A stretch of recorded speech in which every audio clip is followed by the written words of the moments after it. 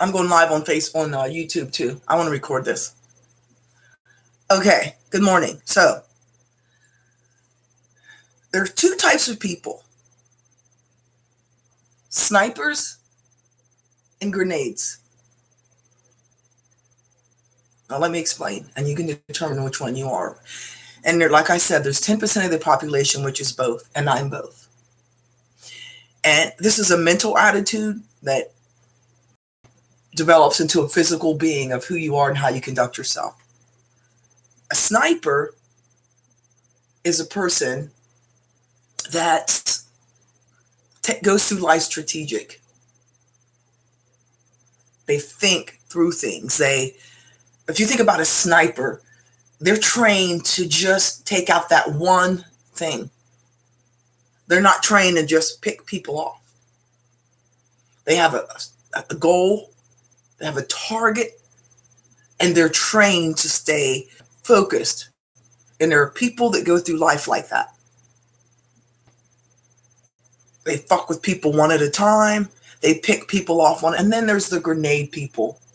I am primarily a grenade. You know, if you throw a grenade in somewhere, it just wreaks havoc. You don't know who's dead, who's alive. You don't know what's going to happen after that grenade is done. Prisons are full of grenade people. There are very few snipers in prison. Prisons are full of people with a grenade attitude where they just don't give a fuck.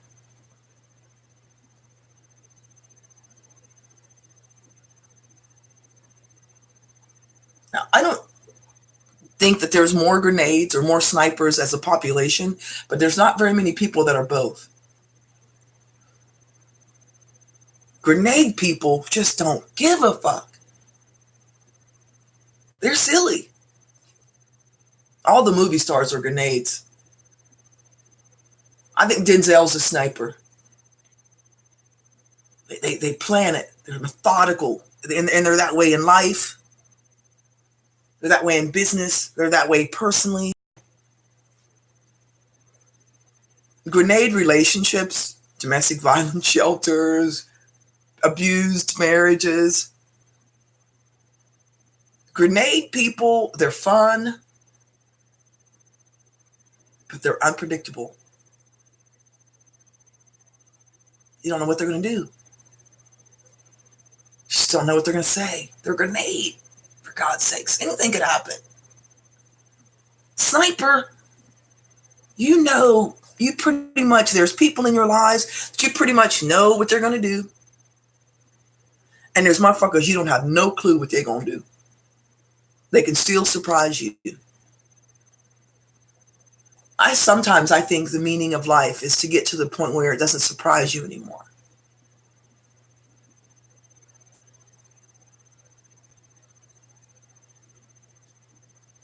I'll be, I'm still getting little, I call them mini shocks of that. But for the most part, I'm pretty much over people.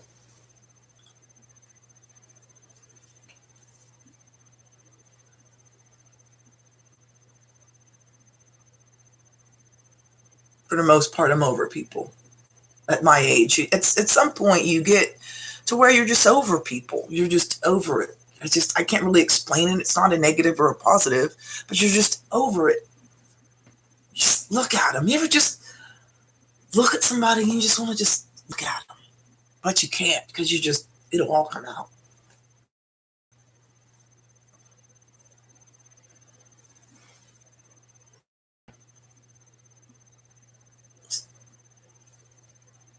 You know what I mean? You just can't even.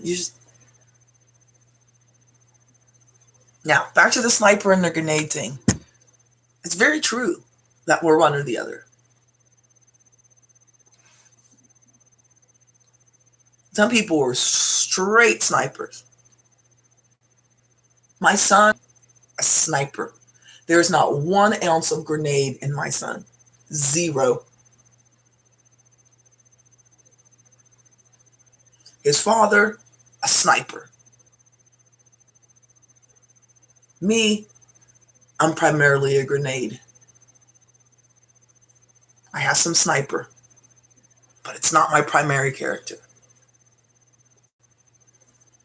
and my back's against the wall, my sniper comes out. But just living my daily life, I'm carefree. I don't notice you're fucking with me until you fuck with me, and then I become a sniper. But until you fuck with me, I'm a grenade, and I don't mean that in a negative way. I'm a carefree. Grenades are very fun, loving, easygoing until you fuck with them, and then they become a sniper. That 10%, when you make a grenade become a sniper, that's a scary moment in time. Because now you've got somebody like the Unabomber who's a sniper. Think about what I'm about to say. The Unabomber was a sniper who turned into a grenade.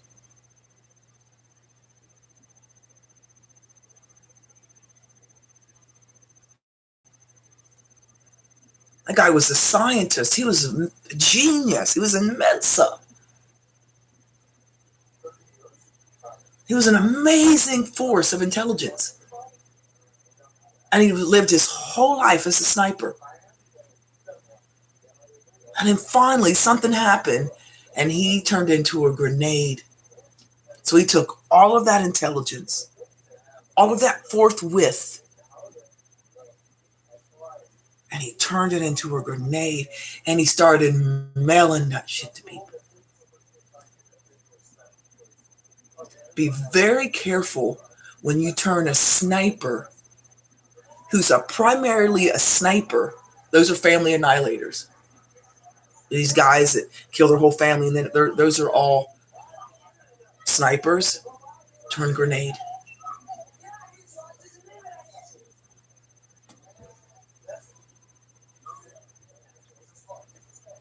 It's a scary moment. Those snipers are the ones that go into work and kill everybody. Sniper turned grenade.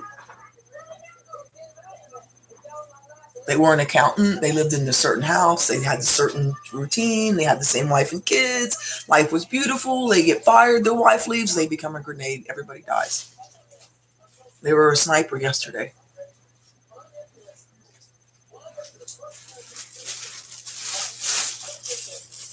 True story. My favorite example of that is this guy named John List. He was on Unsolved Mysteries. He was an accountant. I forget. I think they lived in Massachusetts. I forget where he lived. But anyway, he was an accountant. And he was a devout Methodist. And his wife became an alcoholic and stopped going to church. And all the kids, the daughter wanted to be an actress. And everybody was running wild in the whole family. And he thought they were all going to go to hell. And his mom, they lived in a mansion. His mom lived on the 3rd floor. And she didn't like the wife. And he thought everybody was going to go to hell. So he killed the whole fucking family.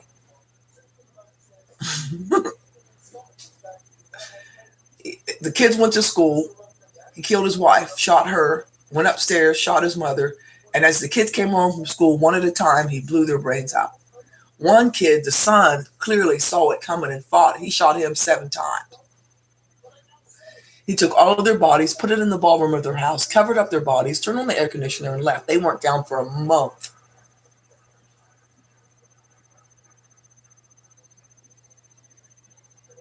They found that guy 17 years later. Robert Stack put him on. They had him on Unsolved Mysteries. They had a guy who's famous for making the bust of what he would look like now and picking out the glasses of what he would look like now. And the glasses that the guy who made the bust picked out were the exact glasses that the man was wearing when they caught him. He looked exactly like the bust that the guy made, aging him 17 years later. He became a grenade after being a sniper, having complete control of his wife, his children. Everybody went to church. Everybody was beautiful. Nobody did anything against the Lord. We all loved Jesus. We're all going to heaven. As soon as they all went left, he became a grenade and killed everybody.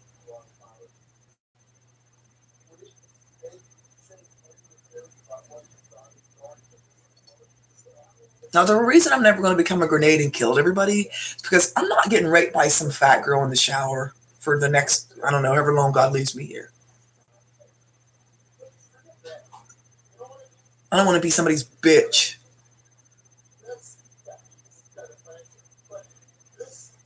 There's no weaves in prison.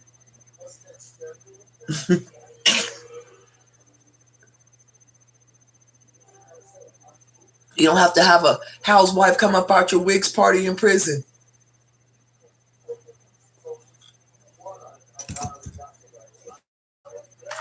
These housewives on Bravo, Nene and all them run around talking about come up out your wig parties, and Nene and them's having parties with their hair out. You don't get to have those in prison. You come, your hair is out. Ain't no relaxer.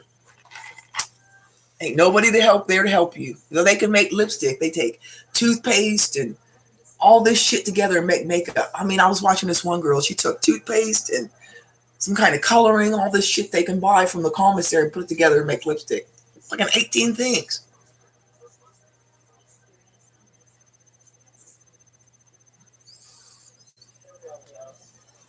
I'm not going through all that for lipstick. Either I'm going to have the money to go buy me a tube, or I'm going to find me a man to go buy me a 99-cent lipstick from Dollar General. I'm not making it with no toothpaste in prison. I can at least find me a man and take me to Dollar Tree and get me lipstick. They sell makeup now. You can get lipstick, eyeliner, mascara, foundation powder for $1. I'm not killing everybody, so I have to make my makeup out of toothpaste. I'm not doing it. And you ain't going to get me that mad either. I'm just not fucking with you before I get that mad. I think people need to realize that. Just when someone starts making you mad, I ain't making shit. I'm putting toothpaste on my toothbrush when I do brush my teeth. Not on my face, not on my eyes. If you can't swallow it, why would you put it in your eyes? You can't swallow toothpaste. You spit it out. It goes down the drain for a reason. Them bitches is putting that shit on their eyes with some food coloring and shit, some crazy shit. I ain't doing all that. I'm just not fucking with you no more before you make me do that. People talking about, I just snapped. When you knew you was snapping, you should have got your shit together before you snapped. I used to blow up when I was young. Man, when my son's dad cheated on me, I whooped that dude's ass. I was so mad, I completely lost it. I mean, I damn near lost.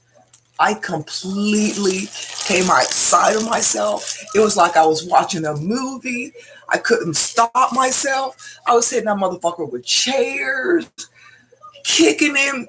I mean, I completely lost it.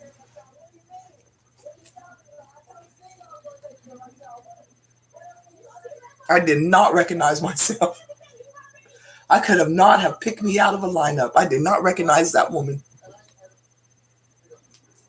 That's the last time I was mad. That was in 2005. That's the last time I was mad. Now, when you irritate me, it's like a check mark. When I reach it, I just leave because I can't. I went through that. I lost it once. I mean, I was heated.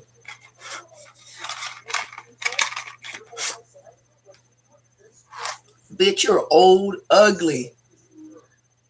Did I mention he was ugly? And I still loved him. Did I mention he couldn't fuck me with your dick and I still loved him? You cheated on me, I'm whooping your ass. You're dead. You're ugly. I'm gorgeous. I'm whipping your ass. You're dead.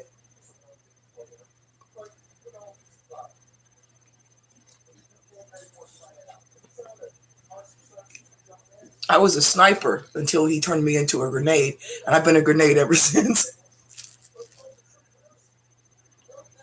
I mean, I'm sorry, I'm a sniper. Now I'm back to being a sniper. I was a sniper, and then he turned me into a grenade. Now I'm back to being a sniper. Now I'm silent. You can't even half the time. My silence is really the key to how I'm feeling. Like I'm just a grenade now. Now I'm just quiet. Like I'm just okay. I'm like, okay. It's almost like you could punch me in the mouth and I'm still going to be a sniper. I'm going to be like, I'm going to fix it in here. Because if you fix something in your head, it's fixed. Figure out how you're not in a situation where you get hit in the mouth. Fix it in here.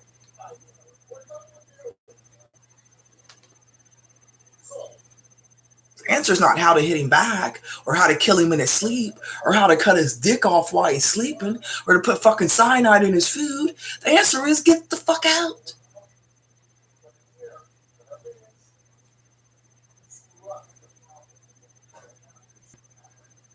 These people that have come up with all these alternative solutions, like, I don't know, rat poisoning in their potatoes.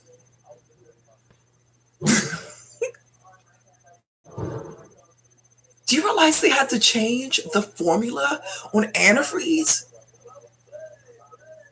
Because it tasted sweet and you could put it in somebody's Gatorade and in a week they were dead. So now Gatorade, antifreeze tastes nasty. If you go back in the 90s, there was a rash of like hundreds of people killing their spouses with fucking antifreeze in their Jello.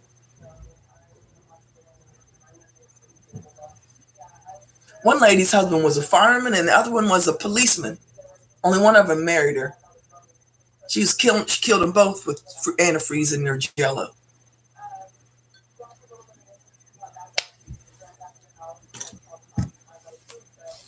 I wish I would go get in my car when I get another one and go drive down to the Walmart and get some antifreeze, bring it home, and make dinner and put it in there and give it to you.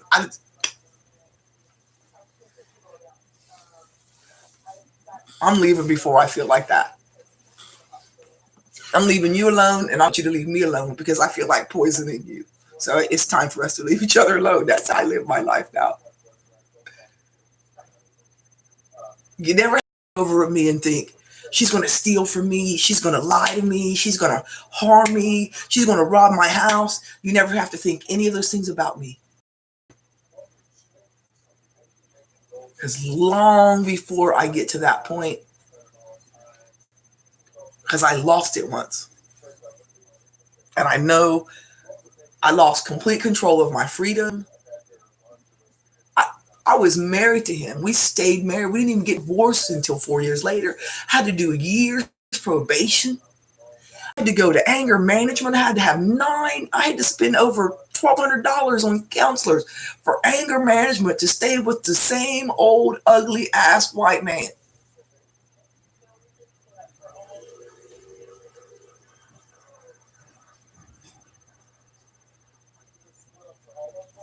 A year. I had to have good behavior. Couldn't quit no jobs. You couldn't get no fights. You couldn't get no DUIs. You couldn't do nothing wrong for that whole year. It was non-reporting probation. And I got released to my own recognizance, but it was probation nonetheless. Till this day, I can't punch that guy in the face.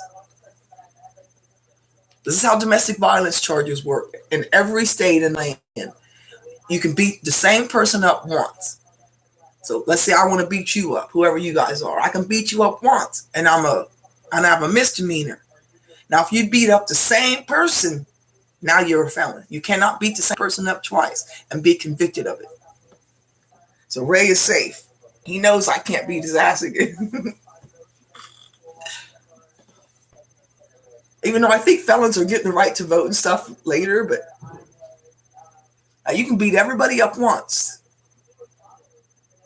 But you can't beat the same person up twice. So I learned my lesson that was in 2005. I control myself. I don't lose it in front of anybody. If I'm going to lose it, you're certainly not going to see it.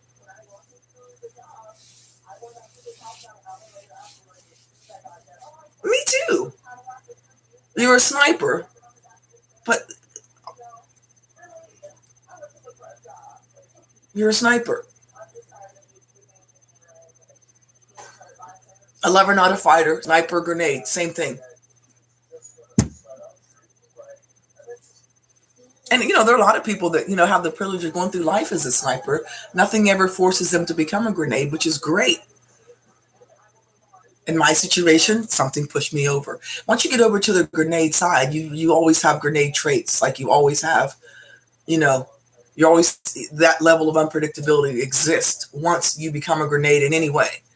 That level of unpredictability, you're just subject to it's like Tourette's almost.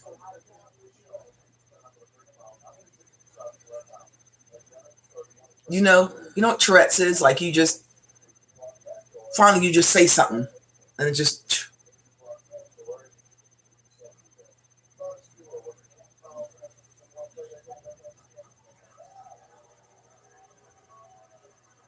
yeah, I like the kitchen. I forget where I was, forget who I was dating, but I was in the kitchen cooking dinner. And he always wanted to come in and sit down and have a glass of wine and talk, which was fine. But when he started opening the oven and touching shit, you know what I did? I turned the oven off. I turned everything off and I went upstairs. He said, "What are you doing?" I said, "You're cooking." "No, I'm not." "You are now."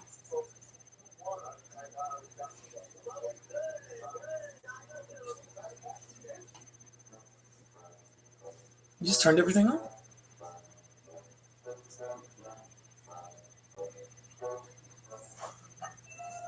They don't say anything. I'm not putting the energy out there anymore. I'm not going to get into an argument with you. I'm just going to turn everything. That's one time when I was little, my mom, I went downstairs to get something to eat. And I didn't want, I don't know, I wanted breakfast or I didn't. I don't really remember what it was. And when she said, "Don't eat that, eat this," I just put it all back. I was like, fuck it.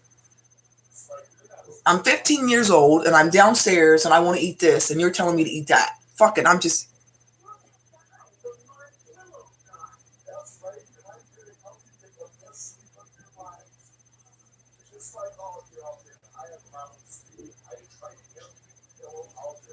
what's up, Terrell? I will. I literally just turned everything off and went upstairs.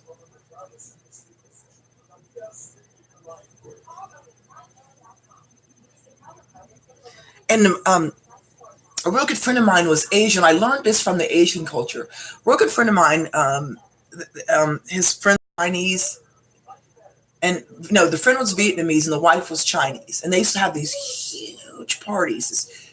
I mean, they would make everything, and there'd be all these Asian wives in the kitchen doing the rice and this and that. And the American culture, women, is when we entertain. If we go over to someone, we'll go in the kitchen with the other women and we'll sit around with wine. And the American culture will be in the kitchen with each other. Used to. Now, this is how I used to be before I started hanging out with Asian women. Uh, if you ain't cooking, they don't want you in the kitchen. If you're not part of the, even if you're a bitch. I went in the kitchen when they was all cooking. They escorted me right into the patio with the guest. And I got it. I didn't take it wrong. When people are creating something for you, you don't listen, shut up. It's called thank you.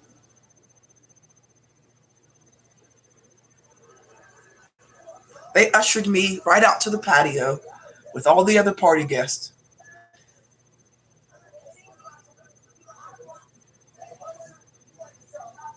Call people on it, turn everything off, and go upstairs.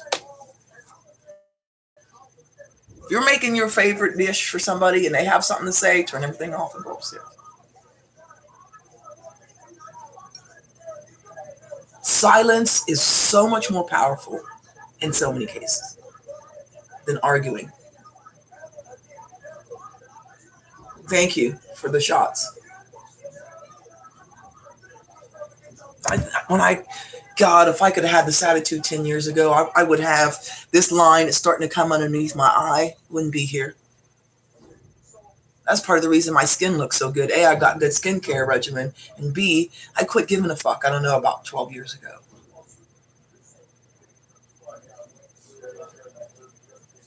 Not giving a fuck does wonders for the lines in your face. I don't have any.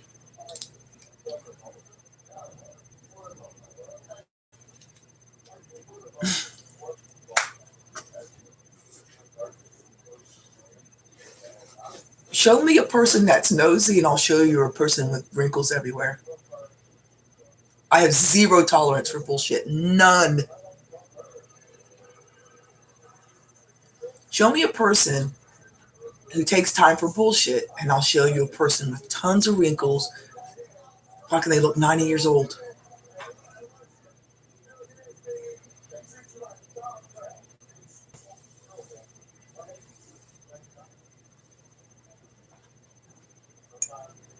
Shit, you get me a good weave or a good wig, man, fuck it, I'll go back. I'll take you back 30 years. I'll fuck around and look 25 years old. You get me the right motherfucking hairstyle.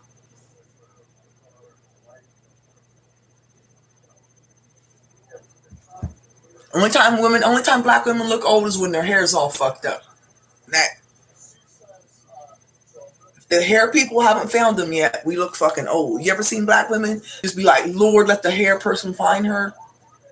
That's how I felt about Michelle Obama when she first got in office. Girl, we know you have hair, so go ahead and add something to it and rock this motherfucker out. You're the first lady now. We all know you have hair. We know that when you relax it, it gets long down your neck a little bit, but you're the first lady. Well, I'm going to need you to go ahead and get in that chair and get that hair down that back. Ain't nobody saying you ain't got hair, Michelle. We see you have hair, nigga. Now go to the hair people and get more of it, please. She fought weaves for the first 2 years. I was like, bitch. Finally, when she came on TV that one time in that black dress and her hair, we have arrived. Look at her now. Same thing with Oprah. Oprah went for years. I used to watch Oprah and go, Oprah, just do it. You're Oprah. If Oprah would have busted out weaves earlier, the white women would have had it earlier, and then weaves would have been normal. They're normal now. There's a wig store on every corner. Hell, I was finding there's a wig store here and where I'm at. I was shocked to find that out. If Oprah and Michelle Obama, with all their power over women, white women, not sisters, no, it's black women like them and we respect them, but those two bitches yield a lot of power over white women. If those motherfuckers would have broke down and got a weave earlier, do you know how much sooner weaves and wigs would have been all over the place? It took forever because those bitches fought it. Now look at Oprah. Now you know all that ain't her hair. Diana Ross did all she could in 1970. She was supreme with hair right here, and then I'm coming out 10 years later with hair down her back. She did all she could for black people in hair.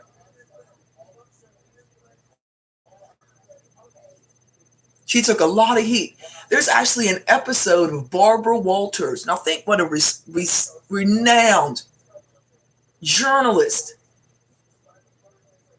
one of the greatest people, one of the most admirable, highly respected journalists in the world.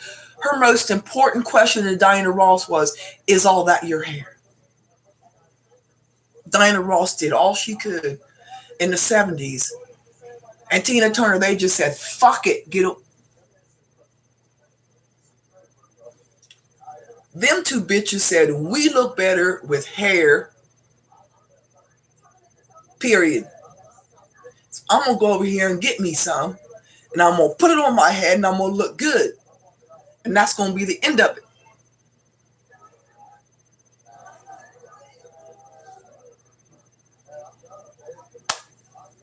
If Oprah and Michelle Obama would have done that, just think if Michelle Obama would have came out on inauguration night with her hair down her back.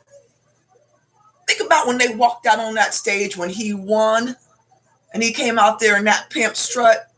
If her and them little girls would have had their long hair down their back that took them 4 years to finally get.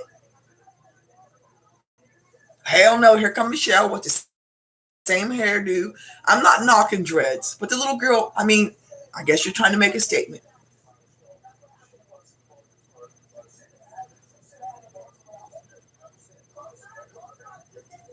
Instead of you guys worrying about if our hair is real, about if we're good to you, if we're home at night, if we got niggas running through your shit while you're gone. Appreciate the fact that we don't have niggas running through your house. We ain't got niggas running in and out of us.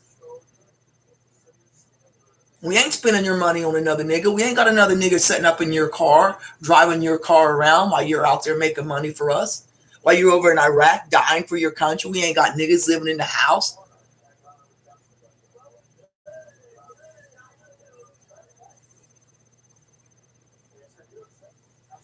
So what if the bitch is fat and ugly? So what if she's fat now? The bitch is home cooking for you, taking care of your house, taking care of the family. So what?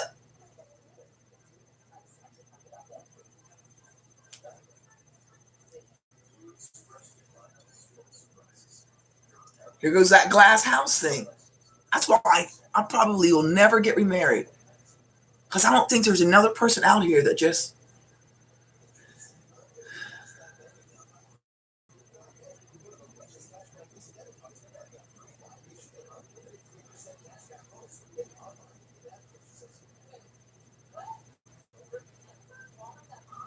I like talk shows that you can't call and you can't say nothing.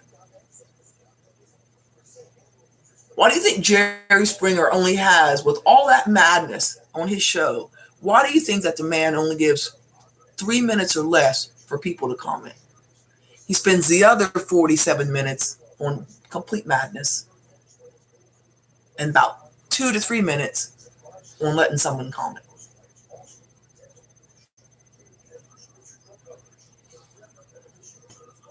We're all thinking the same thing. Nobody really gives a fuck. Numerous reasons. But Jerry has figured out that the opinion is way less important. He just gives you the madness.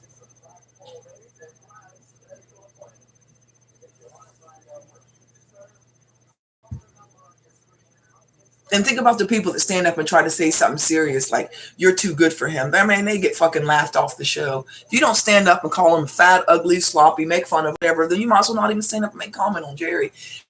There's been a few people that stand up and try to act like they're on fucking Oprah. Bitch, this is Jerry. Sit down. I can honestly tell you, I don't think I've ever sat through an entire Jerry's Final Thought. I can't. I done watched 18 Wigs Fly, Waterfly, every name under the sun. Niggas doing shit you ain't never heard of, never going to hear again. And now I'm supposed to sit here and listen to you sound intelligent? Can't do it. Either your comedy.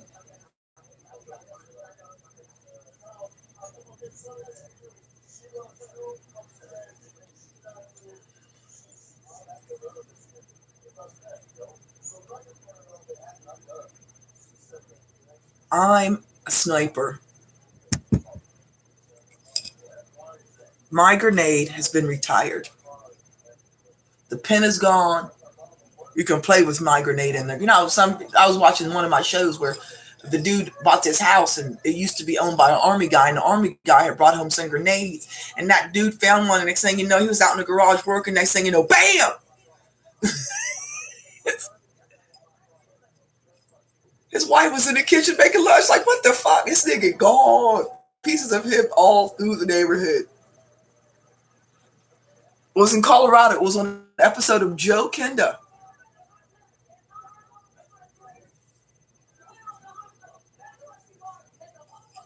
Turns out he was found a grenade in his garage. He was cleaning out on a house he just bought. And boom. His wife was in there cooking lunch. Didn't even know. He said, I'm going out here to clean up the garage a little bit. Okay, honey. I'll make lunch. Okay. Grenades are nothing to fuck with. So if you know a person that's a grenade, you know it's going to come. It's going to happen. And don't let people take advantage of the fact that you're a sniper, because people think snipers are weak. Don't let people take advantage of your silence and make people think, who cares what they think really, as long as you know in your heart that you're a sniper and that you're thinking and that your silence doesn't make you weak, a coward, scared, a pussy. It just makes you smart. You know how much, look how much energy it's taking to expound, for me to expound these words coming out of my mouth, the emotional energy, the physical energy. My brain has to process. That's so much energy you're expounding for absolutely no reason.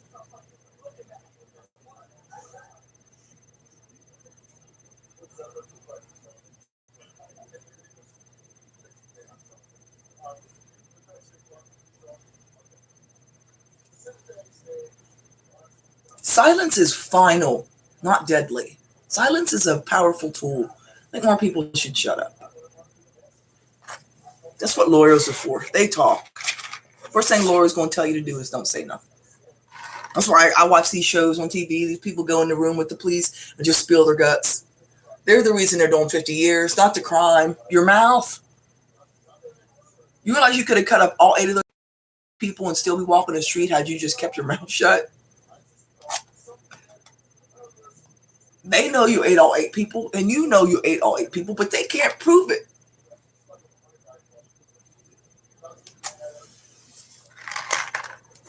Watch those shows. They don't.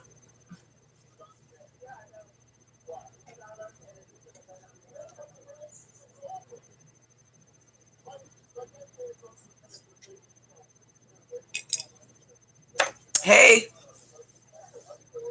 people just be,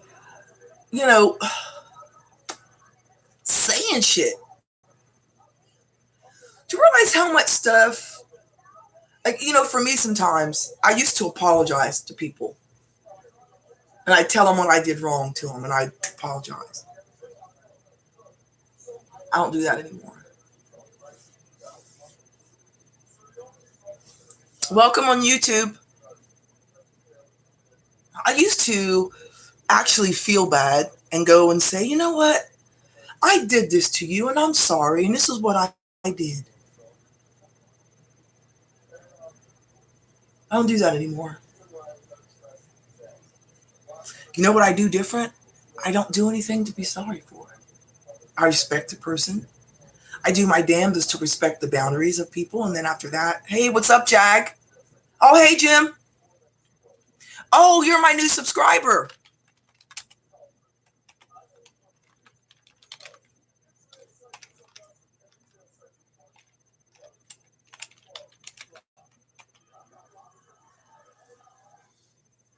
As you get older, you just get older.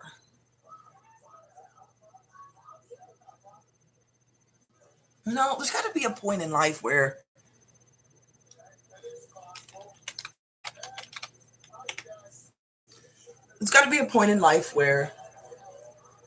you just let people alone.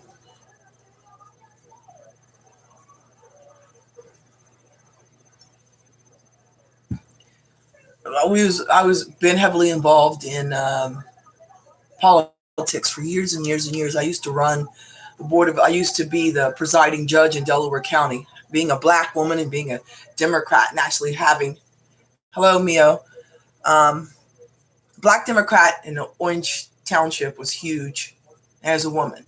So I ran 4 precincts for about 11 years.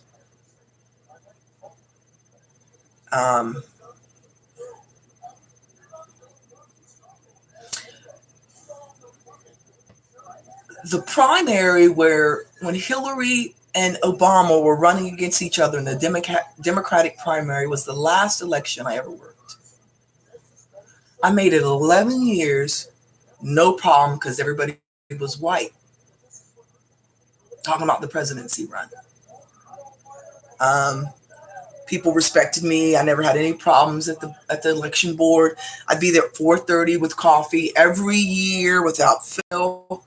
No beef until Obama got in the race. Then everything I did was under scrutiny. If I would walk up to somebody in the voting poll and say, excuse me, you can't have your paper, I would get a complaint with the election board that I was harassing somebody. You couldn't have the paper no matter what color their candidate is.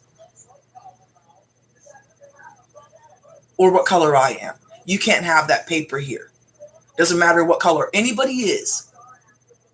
You can't have your phone on. You have to turn your phone off. You have to put it in your purse. And you cannot open up a fucking newspaper at the voting poll. No matter if I'm black, Obama's black, you can't do it. But I got called under such scrutiny.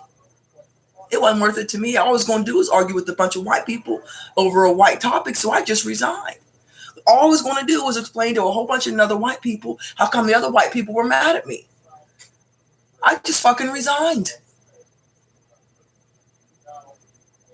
How about that? If you're going to call me in and say to me, some guy called and said you complained. Some guy called and said that you told him he couldn't have his paper. If you're going to call me in to tell me that, I resign, because you and I both know he can't have his paper. You called me in to tell me that the guy thinks I'm racist because he had his paper. That's between you and the guy. You're called a buffer. I run it. When the guy calls you, you dumb bitch, you say to him, she's only doing her job, and you hang up. You don't call me in and say, hey, some guy called and said that you told him he couldn't have his paper because I'm black and the candidate's black, and this is an all-white county. You can all kiss my ass. I quit.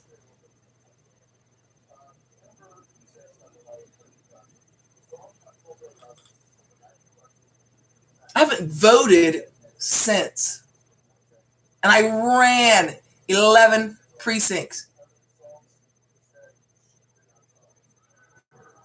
I didn't write letters. I didn't bitch and complain. I didn't go to the Delaware Gazette. I just fucking left.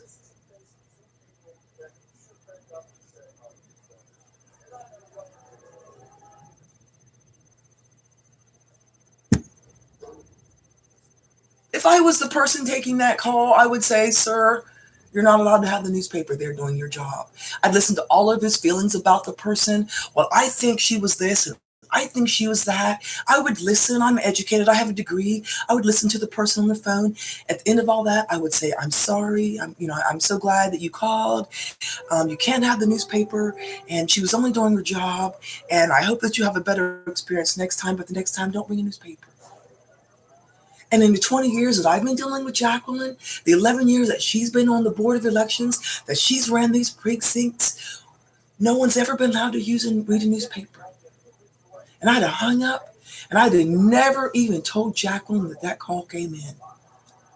Because my job is to buffer a professional, not burden on some bullshit.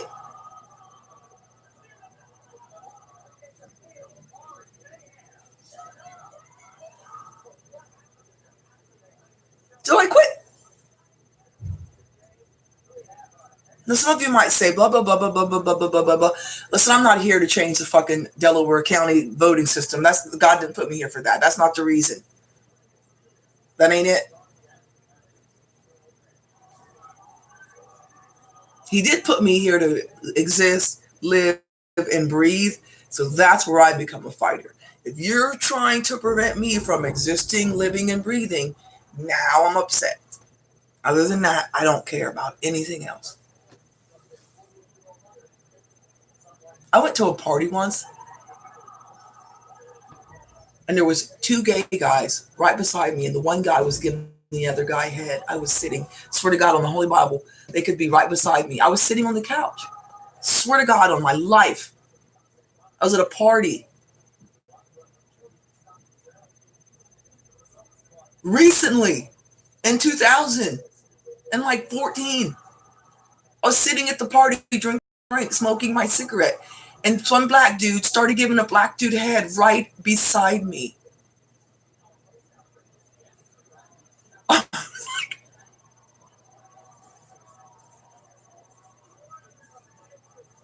It wasn't that kind of a party.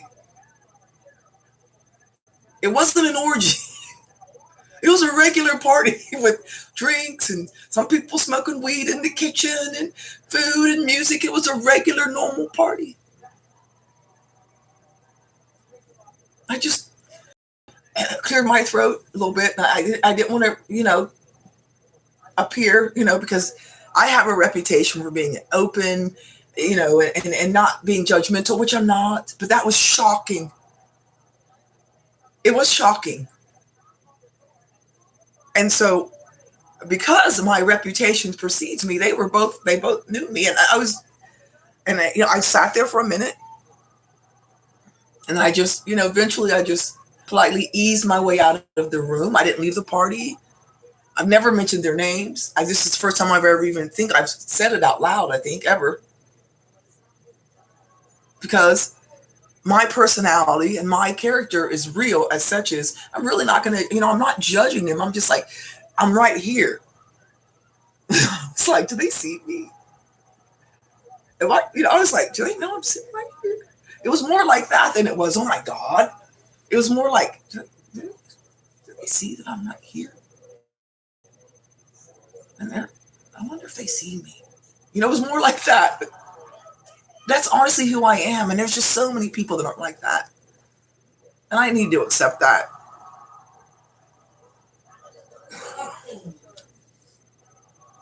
You ever see people in Alaska living in a fucking cabin alone? I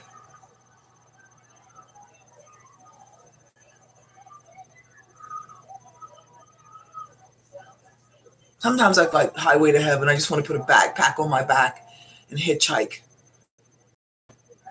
I think it'll be a real short trip. I think I would probably get murdered in the first 48. I think I think I'd be a terrible highway to heaven.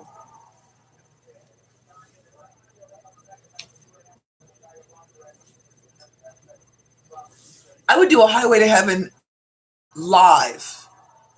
If you pulled over to pick me up, you have to agree to be live. This live thing even live. Like in these phones, you're getting robbed. All you gotta do is yell to your phone, call for help. Your phone will call. Your phone actually only needs to hear the scuffle. It'll call its fucking self. We've come a long way with technology. You realize that? You could be in your house asleep. Some motherfucker could kick in that door. I don't need a hug. Somebody could kick in that door. Make sure they don't need a hug. Me. You could be sitting there. Somebody could kick in your door. Your phone will call for help. I was watching this one where this girl was getting robbed and it called her dad. It called somebody. I forget what it heard, but it called her dad, and her dad heard the scuffle, sent the police. The police came. The guy was stabbing her to death when the police got there, and the policeman shot and killed the guy, saved her life. Her phone saved her life.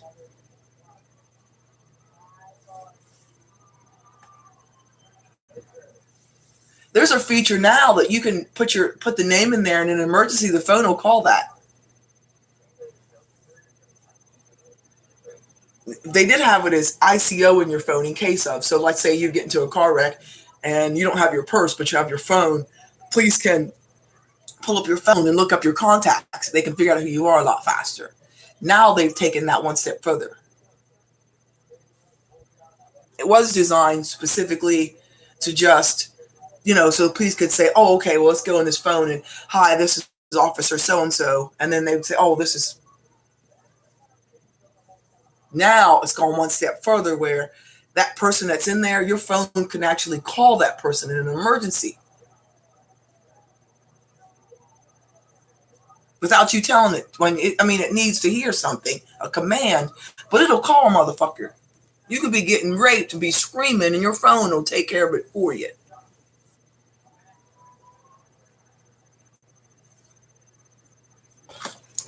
I don't understand iPhones.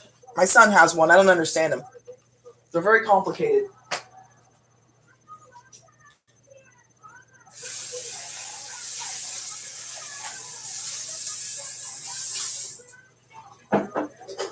Coffee.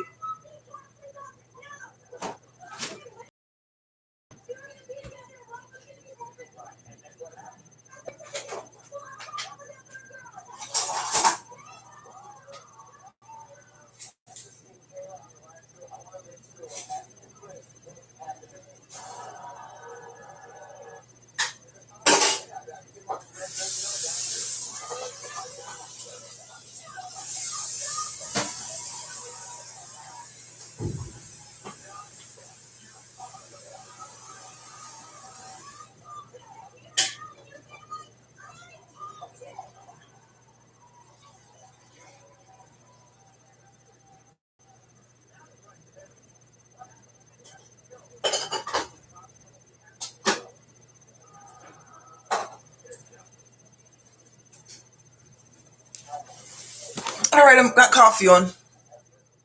Is that you back, Jim? Is that you?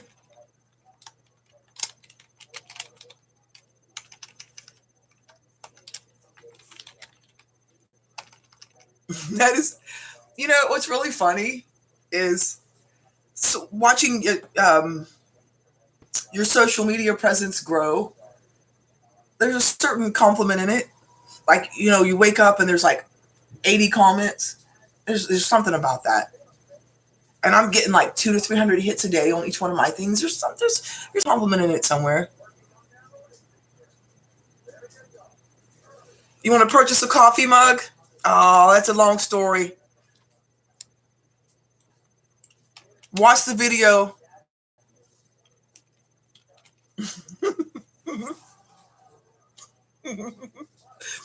You cannot purchase a mug at this time.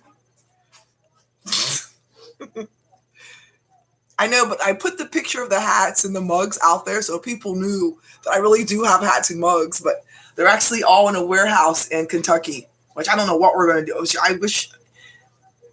Guys.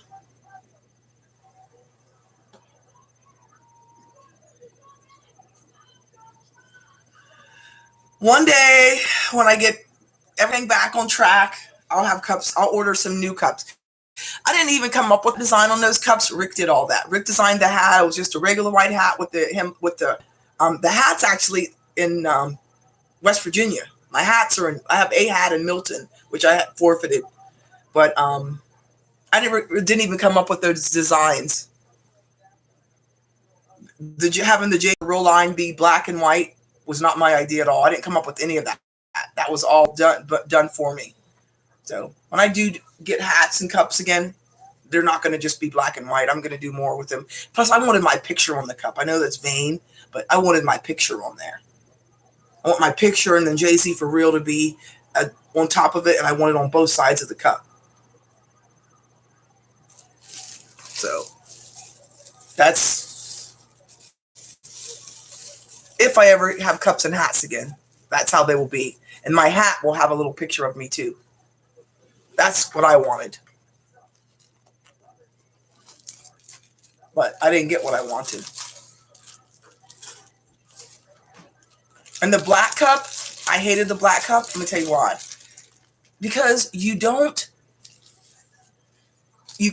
see when it's full because it's black. So you constantly spill the coffee.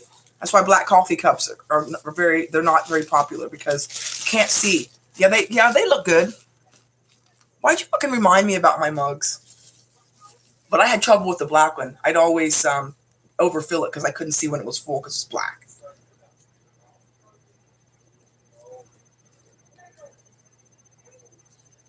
I swear to God, I will have cups again. I don't know how. I don't know when. I don't know where. But I'm going to have cups and hats. That's all I'm going to have.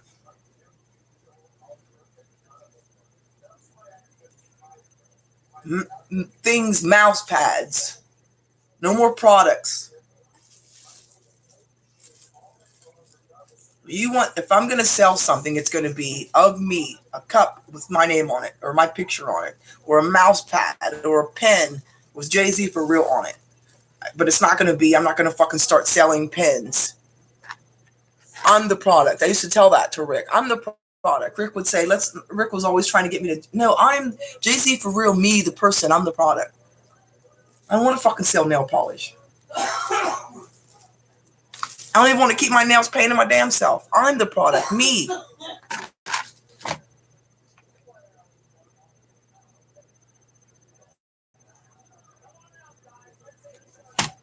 They kept saying that.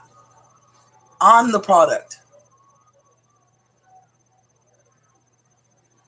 Not nail polish. Not nail polish remover, me. I'm the commodity.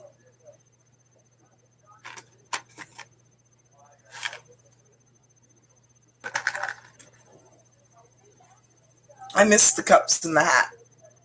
I'd give anything to have my hat. Yeah, t-shirts. Yeah. If you look at some of the videos of some of the pictures from my show in Kentucky, man,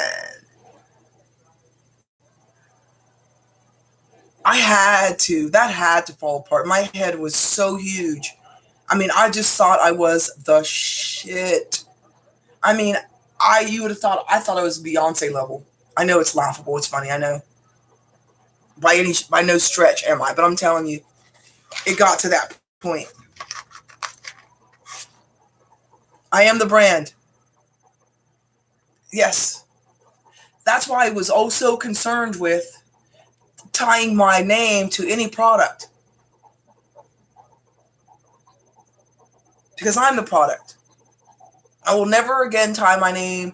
If Mead came along and said, "Hey, let's make this paper after you," I wouldn't do it.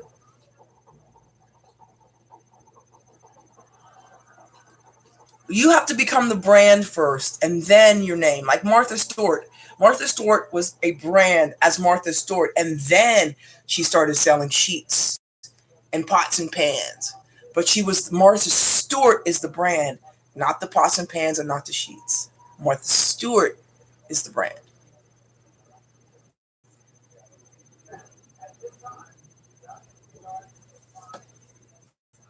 Her name.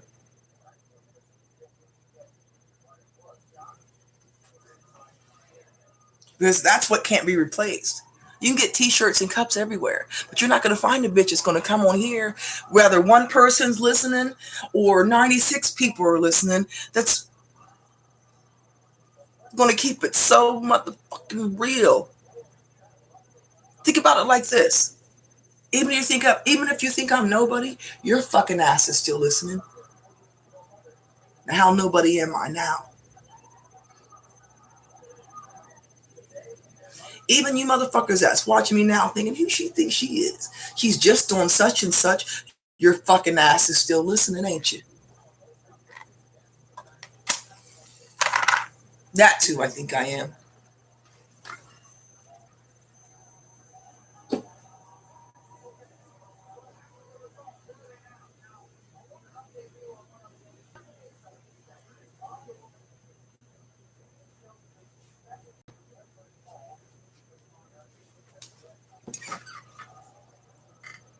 All right, guys, so we'll take a little live break. No bullshit at all. I don't take any. I'm telling you, I swear to God, God broke the mold with me. I'm not for everyone. I'll tell you that. I am a la carte for sure. I am not for everyone. I am not just the average run of the mill. Just, I'm not for everyone.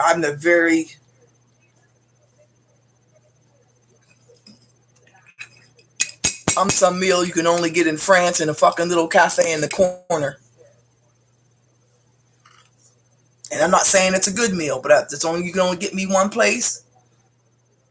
I'm not saying it's the best restaurant. I'm not even saying it's a good meal, but I'm one of those motherfuckers. You got to go to fucking Korea and go down to the worst section of town and go over here and eat at this little restaurant if you want to find me.